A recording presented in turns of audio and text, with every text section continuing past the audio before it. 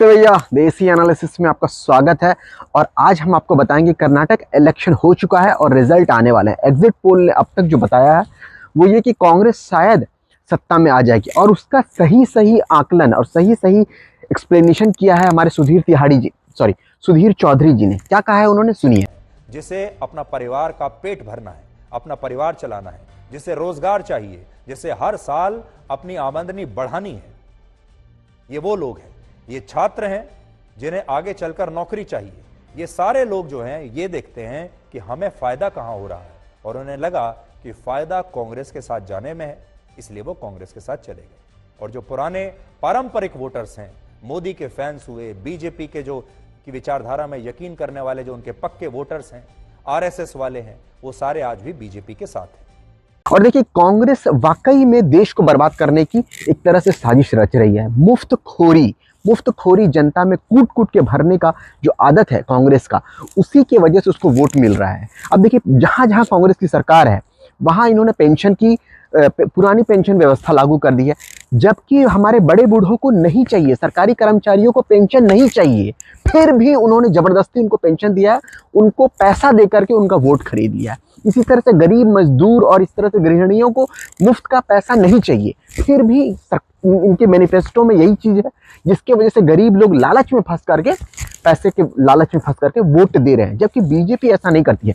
BJP का clear cut फंडा है, उनका मॉडल अलग है। उनका मॉडल है कि पहले इंडस्ट्रियलिस्ट के पास पैसा जाएगा, सरकार का पैसा इंडस्ट्रियलिस्ट फिर जो है बनाएंगे, आपका उद्योग धंधे लगाएंगे, और वहां से जनता के पास पैसा आएगा। वो विकास का मॉडल है। इसलिए देखिए, अदानी अंबानी जो तरक्की उन्होंने किया है वो बीजेपी के राज में ज्यादा किया, और वो जब इंडस्ट्री लगाएंगे तो जनता भी तरक्की करेगी। लेकिन कांग्रेस क्या करती है, वो जनता को पहले पैसा दे देती है। उसका सर्किल अलग है, वो जनता को पैसा दे देती है, फिर वहां जो है उनके पास सरप्लस पैसा रहेगा तो वो इन्वेस्ट करने जाएंगे, खरीदने सामान जाएंगे, तो वहां डिमांड जनरेट होगा, फिर उद्योगपति उद्योग लगाएंगे, और फिर जो है ये उद्योगपतियों से फिर टैक्स लेगा और फिर गवर्नमेंट के पास वापस आएगा। तो उनका सर्किल अलग है और इनका सर्किल अलग है। लेकिन विकास का जो मेन मॉडल है वो बीजेपी का बेहतर है। हम सारे लोग बहुत मेहनत करके काम करते हैं, 10-10 घंटा 12 घंटा। मैं भी आईटी में कर रहा हूँ, बहुत सारे लोग टैक्सी चलाते हैं, बहुत सारे लोग कॉर्पोरेट में काम करते हैं।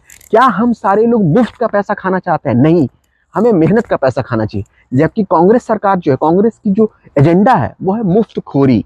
जनता को मुफ्त में आराम करके उनको पैसा देने की, जो फ्रीबी दे करके वोट लेने की जो ये इनकी मंशा है, जो उम्मीद है इस मंशा को पूरा नहीं करने दिया जाएगा।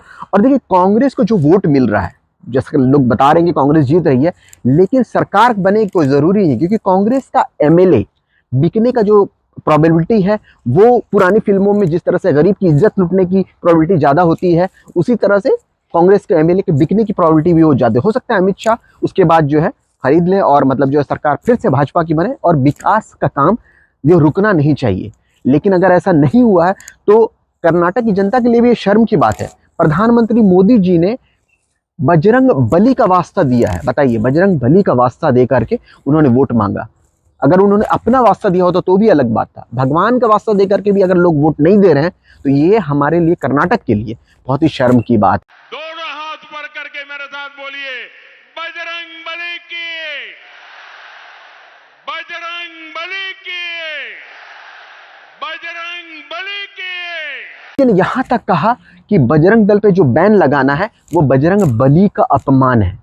हालांकि देखिए, उनको क्लियर कट पता है कि बजरंग बली, बजरंग दल, बजरंग पुनिया और बजरंगी भाईजान ये सारे अलग अलग चीज है। फिर भी उन्होंने बातों को मिक्स किया ताकि लोग जो है बजरंग बली का अपमान बजरंग दल से जोड़ करके वोट ना करे कांग्रेस को और बीजेपी को दोबारा सत्ता। लेकिन फिर भी एक और मणिपुर में आप सोच लीजिए, मणिपुर जल रहा था, लेकिन वो सारा काम छोड़ करके प्रधानमंत्री जी ने 18-18 घंटे यहाँ रैलियां की, फिर भी लोग अगर नहीं वोट डालेंगे तो ये मुझे लगता है कि हमारे कर्नाटक के लिए और बेंगलोर के विकास के लिए सबसे बड़ी शर्म की बात है।